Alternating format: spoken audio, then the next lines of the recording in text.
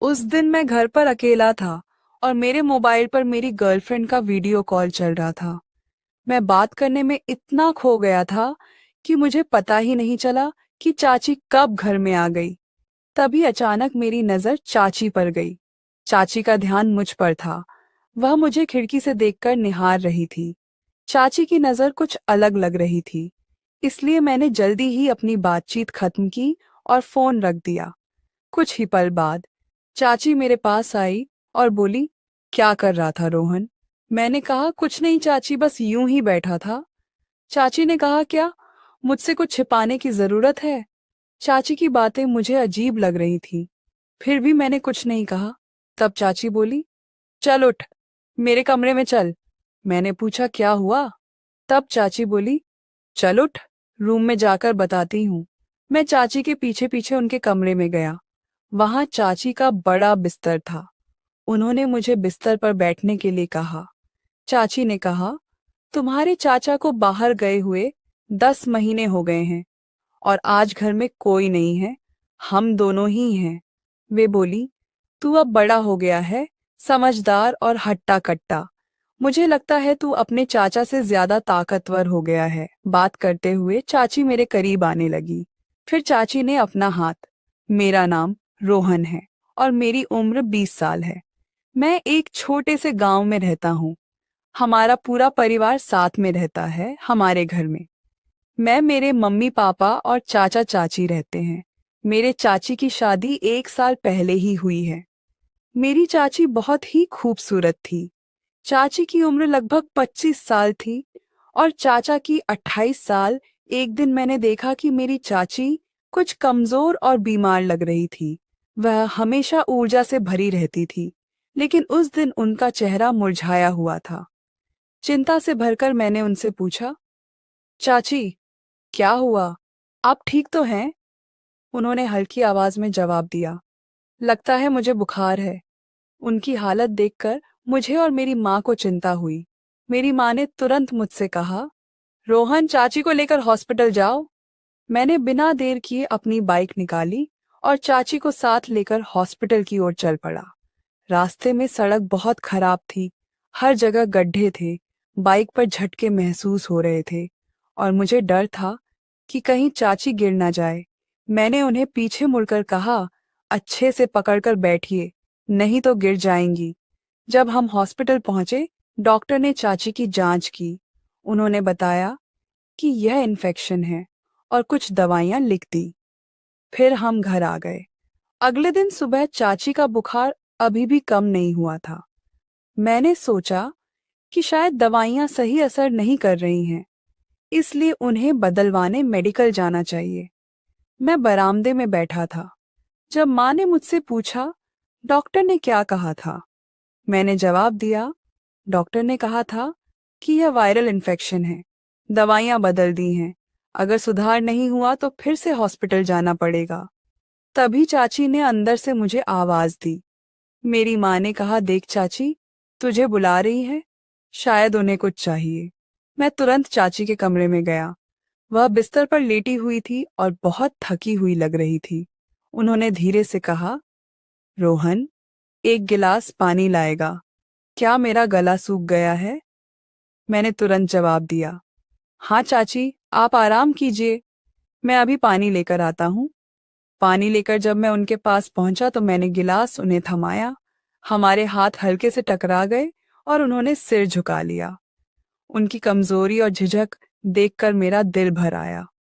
पानी देकर जब मैं कमरे से बाहर जाने लगा तो चाची ने कहा, रोहन, कहाँ जा रहा है? थोड़ी देर तो मेरे पास बैठ, मुझे बहुत अकेला लग रहा है। मैंने कहा, अरे चाची, मैं माँ की मदद कर रहा था। चाची बोली, अरे उसे छोड़, वह काम कर लेगी, बस थोड़ा मेरे पास बैठ। मुझे बहुत अकेला लगता है, मैंने सोचा और कहा, ठीक है चाची, मैं 5 मिनट बैठता हूँ तुम्हारे पास। मैं चाची के पास बैठ गया। चाची मुझे बहुत प्यार भरी नजर से देख रही थी। मुझे समझ आ रहा था कि वे मुझसे बात करना चाहती है, लेकिन कहने की हिम्मत नहीं जुटा पा रही थी। मुझे उनके अकेलेपन को देखकर बहुत बुरा लग रहा था। उनकी बातें, उनका व्यवहार और उनकी नज़रें सब कुछ यह बता रही थी कि चाची मुझसे कुछ कहना चाहती है। अगले दिन चाची की तबीयत में सुधार हो चुका था और उन्होंने घर के छोटे-मोटे काम करना शुरू कर दिया था। मैं बरामदे में बैठा हुआ मोबाइल पर कुछ देख रहा था। चाची झाड़ू लगाते हुए इधर-उधर घूम रही थी। उनकी चाल और चेहरे पर एक नई ऊर्जा दिखाई दे रही थी। उनकी आंखों में एक अलग सी चमक थी, जैसे वे किसी बात पर खुश हो। झाड़ू लगाते हुए चाची धीरे-धीरे मेरे पास आईं। मैं महसूस कर सकता था कि उनकी नज़रें बार-बार मेरी ओर उठ रही थीं, मानो वे मुझसे कुछ कहना चाहती हों। लेकिन मैं चुपचाप बैठा रहा, क्योंकि मुझे लगा कि शायद यह मेरी कल्पना हो। कुछ समय बाद चाची एक कपाट के पास पहुंची और उसमें से कुछ निकालने की कोशिश करने लगी। कपाट ऊंचाई पर था और उनका हाथ वहां तक नहीं पहुंच रहा था। मैं दूर से यह सब देख रहा था, लेकिन उनके कहे बिना दखल देना नहीं चाहा। उन्होंने कुछ देर तक कोशिश की, फिर हार मानते हुए मुझे आवाज दी, रोहन, इधर आ सकते हो? मुझे कपाट पर रखा सामान नीचे लेना है। मैंने तुरंत मोबाइल नीचे रखा और उनके पास गया। क्या हुआ चाची, क्या मदद चाहिए? मैंने पूछा। चाची ने कपाट की ओर इशारा करते हुए कहा, यह कपाट बहुत ऊंचा है और मेरा हाथ वहां तक नहीं पहुंच रहा। तू मुझे ऊपर उठाकर रख, मैं सामान निकाल लूंगी। मैंने थोड़ा हंसते हुए कहा। चाची, तुम क्या काम करवाती हो मुझसे? ठीक है, आओ। मैंने उन्हें सावधानी से उठाया। जैसे ही मैंने उन्हें ऊपर उठाया, मैंने मजाक करते हुए कहा, अरे चाची, तुम कितनी मोटी हो गई हो। चाची मेरी इस बात पर खिलखिलाकर हंसने लगी। हंसते हुए उन्होंने कहा, अभी बस मुझे नीचे उतार दे, काम हो गया। मैं भी हंसते हुए उन्हें धीरे धीरे नीचे उतार दिया। चाची ने राहत की सांस लेते हुए कहा, धन्यवाद रोहन, तुम्हारी मदद के बिना यह काम नहीं हो सकता था। सच में तुमसे बड़ा सहारा इस घर में कोई नहीं है। उनकी यह बात सुनकर मुझे थोड़ी खुशी हुई, लेकिन उनके शब्दों और उनकी नजरों में कुछ ऐसा था जिसे मैं समझ नहीं पाया। उनकी आंखें गहरी और भावनाओं से भरी हुई लग रही थीं। मैंने बात को हल्के में लेते हुए कहा, कोई बात नहीं चाची, आप तो मुझे हमेशा काम में लगा देती हो। यह कह के मैं फिर से बरामदे में जाकर आराम से बैठ गया। चाची वापस अपने काम में व्यस्त हो गई, लेकिन मुझे लग रहा था कि उनके मन में कुछ चल रहा है। ऐसा लग रहा था कि वे मुझसे कुछ कहना चाहती हैं, लेकिन शायद वह हिम्मत नहीं जुटा पा रही थी। एक दिन मैं अपने घर की छत पर बैठकर अपनी गर्लफ्रेंड के साथ फोन पर बात कर रहा था। समय लगभग रात के 10 बज रहे थे। मेरे माँ बाप तो सो चुके थे, लेकिन चाची अभी जाग रही थी। उन्हें यह समझ में आ गया था कि मैं किसी से बात कर रहा हूँ, इसलिए वह छत पर आई और मुझसे पूछा, रोहन, इस समय तुम किससे बात कर रहे हो? मैंने थोड़ा जल्दी में कहा, चाची, यह एक खास फोन था। चाची ने थोड़ी घूरते हुए पूछा, इतना खास था? मैंने उनकी बात को टालते हुए कहा, ऐसा कुछ नहीं चाची। तब चाची ने मुझे गंभीरता से देखा और बोली, अगर मैं इतनी महत्वपूर्ण हूं तो तुम उसके साथ क्यों बात कर रहे हो? मेरे साथ भी बात कर सकते हो। उनकी बातें सुनकर मैं थोड़ी देर के लिए घबरा गया। मैंने कहा, वह मेरी दोस्त है। शायद मैंने जल्दी में जवाब दिया, लेकिन मेरे शब्दों में कोई संकोच था। चाची ने फिर गंभीरता से कहा, रोहन, मुझे तुमसे कुछ दिनों से एक बात बतानी थी, लेकिन हिम्मत नहीं हो रही थी। आज मैं यह कहने का निर्णय लिया हूं कि मुझे तुम बहुत पसंद हो। क्या तुम मेरी यह इच्छा पूरी करोगे? मैं उनकी बातें सुनकर आश्चर्य में पड़ गया। मुझे समझ नहीं आ रहा था कि मैं क्या कहूं। मैंने कहा, चाची, यह कैसे संभव है? चाची ने धीरे से जवाब दिया, रोहन, देखो, तुम्हारा चाचा लगभग 10 महीने से घर पर नहीं है। मुझे यह समझ में नहीं आता कि मैं कैसे दिन काट रही हूँ। यह मेरे लिए बहुत कठिन है। मैंने पूछा, चाची, लेकिन अगर किसी को इस बारे में पता चला?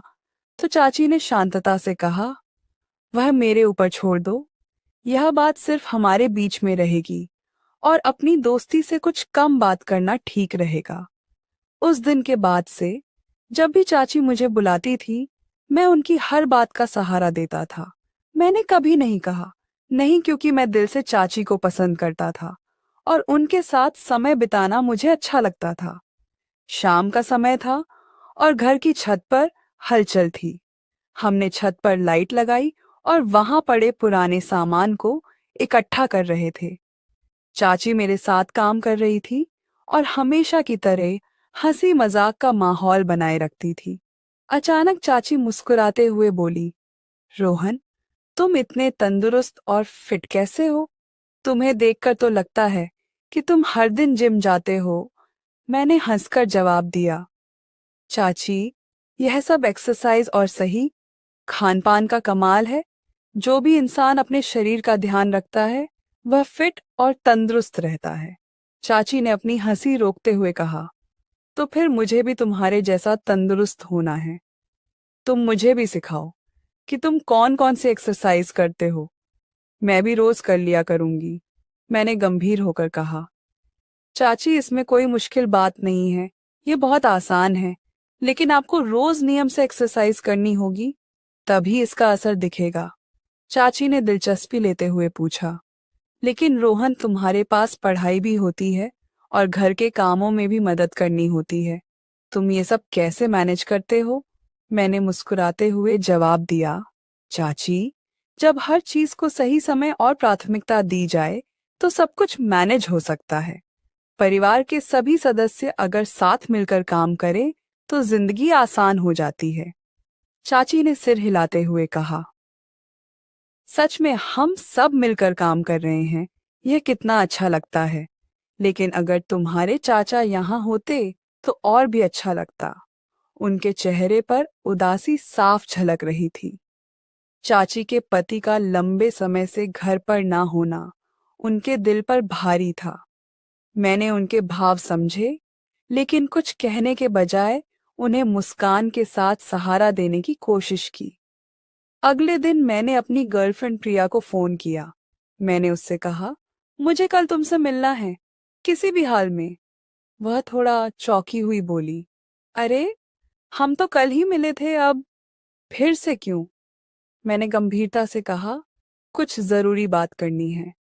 प्रिया राजी हो गई और हम शाम को एक गार्डन में मिले। वहां मैंने उससे कहा, प्रिया, हमें अब अपने रिश्ते के बारे में घर वालों को बताना चाहिए।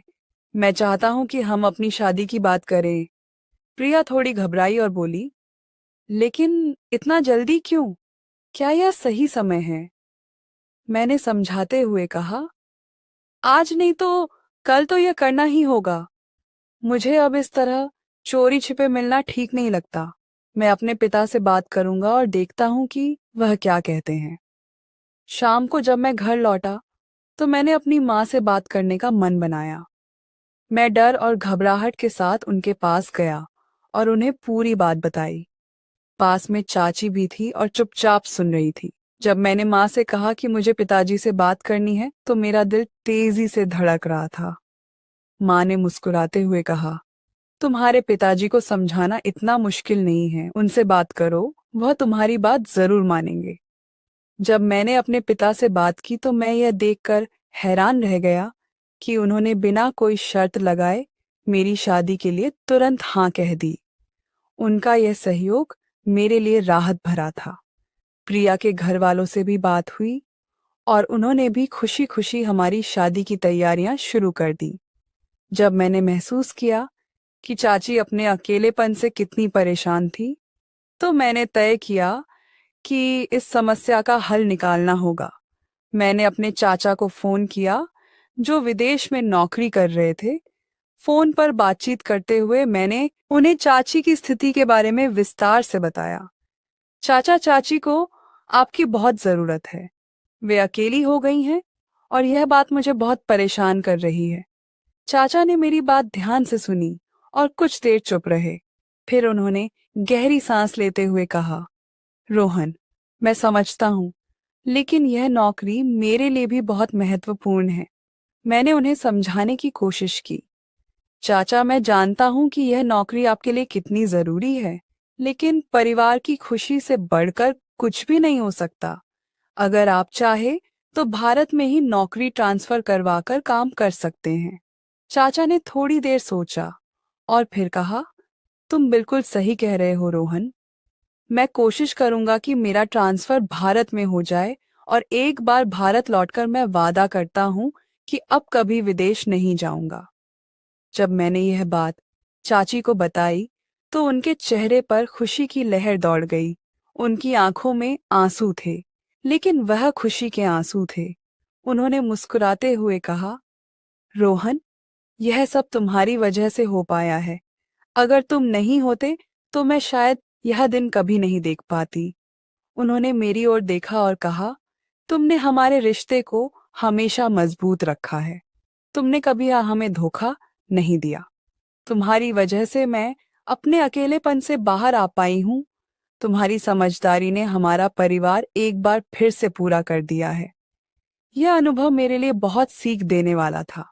मैंने देखा कि जब कोई इंसान अकेला होता है तो उसे कितनी कठिनाइयों का सामना करना पड़ता है। चाची का अकेलापन और उनके मन की पीड़ा को देखकर मुझे एहसास हुआ कि पति पत्नी के बीच दूरी कितनी तकलीफदेह हो सकती है। लेकिन जब दो लोग एक दूसरे की भावनाओं को समझते हैं और साथ निभाने का वादा करते हैं, तो जिंदगी वाकई खूबसूरत बन जाती है। चाचा और चाची का रिश्ता एक बार फिर से मजबूती के साथ खड़ा हो गया। इस पूरी घटना ने मुझे यह सिखाया कि परिवार के रिश्ते हमारे जीवन की सबसे बड़ी पूंजी है। अगर हम इन रिश्तों की जिम्मेदारी को समझें और उन्हें ईमानदारी और समझदारी से निभाएं, तो हर मुश्किल हल हो सकती है। अब चाचा भारत लौटने की तैयारी कर रहे थे और उनके आने की खुशी पूरे परिवार में झलक रही थी। मुझे उम्मीद है कि आप सभी इस कहानी से कुछ ना कुछ सीखेंगे। अगर आपको यह वीडियो पसंद आया हो तो लाइक करें, शेयर करें और चैनल को सब्सक्राइब करना ना भूलें।